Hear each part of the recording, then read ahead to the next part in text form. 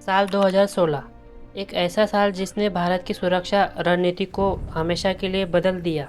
18 सितंबर 2016 की सुबह जम्मू कश्मीर के उरी सेक्टर में भारतीय सेना के कैंप पर एक घातक आतंकी हमला हुआ। इस हमले में 19 भारतीय जवान शहीद हो गए।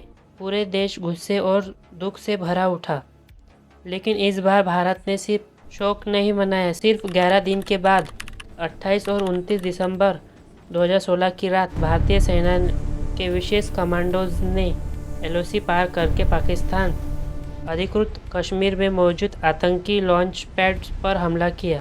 कुछ ही घंटों में कई आतंकी ठिकाने पूरी तरह तबाह कर दिए गए।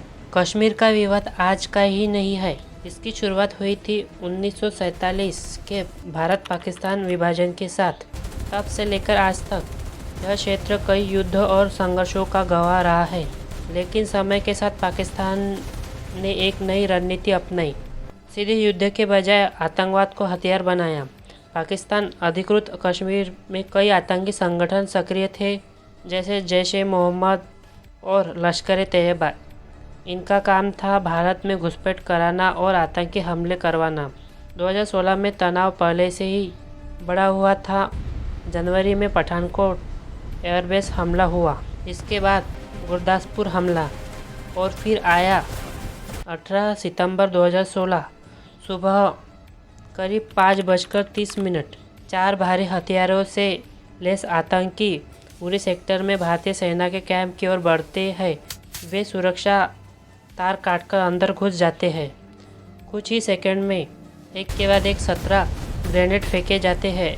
कैंप में मौजूद टेंट में आग लग जाती है। सो रहे जवान अचानक हमले से चौंक जाते हैं। इसके बाद शुरू होती है करीब 4 घंटे लंबी मुठभेड़। अंत में चारों आतंकी मारे जाते हैं, लेकिन तब तक भारत अपने 19 जवान खो चुका था। देश भर में शोक और गुस्से की लहर दौड़ जाती है। भारत ने इस हमले के लिए जैश-ए-मोहम्मद को जिम्मेदार ठहराया।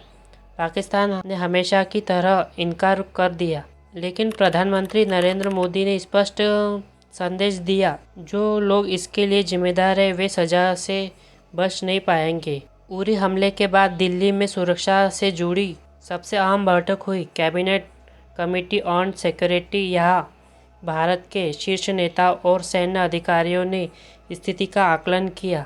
राष्ट्रीय सुरक्षा सलाहकार अजीत डोवाल ने एक साहसी विकल्प रखा, सर्जिकल स्ट्राइक, यानी सीमित लेकिन बेहद सटीक सैन्य कार्रवाई। प्रधानमंत्री ने सेना प्रमुख दलबीर सिंह, नॉर्दर्न कमांड के प्रमुख डीएस हुड्डा जैसे से पूरी योजना की जानकारी ली। योजना साफ थी। भारतीय सेना की पैरा स्पेशल फोर्स एलओसी पार करेंगी और पाकिस्तान अधिकृत कश्मीर में आतंकी लॉन्च पैड्स को नष्ट करेंगी। इंटेलिजेंस रिपोर्ट्स के अनुसार कई आतंकवादी घुसपैठ की तैयारी कर रहे थे। कुल मिलाकर करीब 70 से 80 कमांडोज को चुना गया। 3 से 4 टीमों में बांटा गया। तेजी से हमला करना, आतंकी ठिकानों को नष्ट करना और सुरक्षित वापस लौट आना। कोई एयर स्ट्राइक नहीं, कोई बड़े पैमाने का युद्ध नहीं था। यह एक सटीक और गुप्त ऑपरेशन। अंत में प्रधानमंत्री ने इस मिशन को अंतिम मंजूरी दे दी।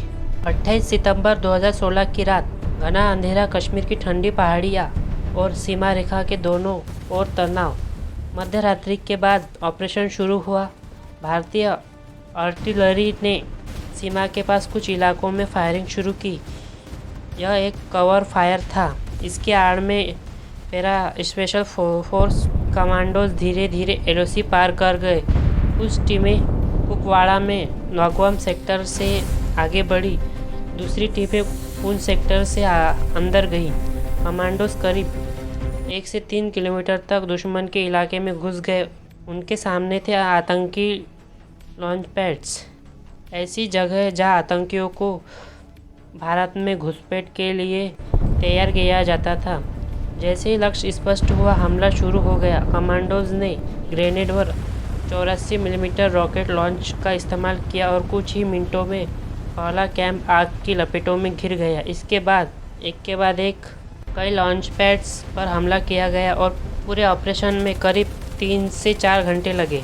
भारतीय इंटरप्रेट्स के अनुसार 35 से 40 आतंकवादी मारे गए। सभी भारतीय कमांडो सुरक्षित वापस लौट आए। सुबह होते ही भारत ने दुनिया को बताया कि ऑपरेशन सफल रहा। भारत सेना के डीजीएमओ रणबीर सिंह ने प्रेस कॉन्फ्रेंस में कहा, विश्वसनीय इंटेलिजेंस के आधार पर आतंकी लॉन्चपैड्स को नष्ट किया गया। हमारे सभी सैनिक सुरक्षित लौट आए। इस घोषणा के बाद पूरी दुनिया का ध्यान दक्षिण एशिया की ओर चला गया। पाकिस्तान ने तुरंत प्रतिक्रिया दी। उन्होंने कहा कि कोई सर्जिकल स्ट्राइक नहीं हुई। उनके अनुसार यह सिर्फ सामान्य सीमा पर फायरिंग थी। लेकिन भारत ने अपने दावे पर कायम रहा। एलओसी पर तनाव बढ़ गया और दोनों देशों के बीच फायरिंग की घटनाएं भी बढ़ी। अंतर्राष्ट्रीय स्तर पर कई देशों ने स्थिति पर नज़र रखी। अमेरिका और रूस ने भारत के आत्मरक्षा के अधिकार को स्वीकार किया। चीन से दोनों देशों के संयम बरतने की अपील की। संयुक्त राष्ट्र ने भी शांति बनाए रखने की बात कही।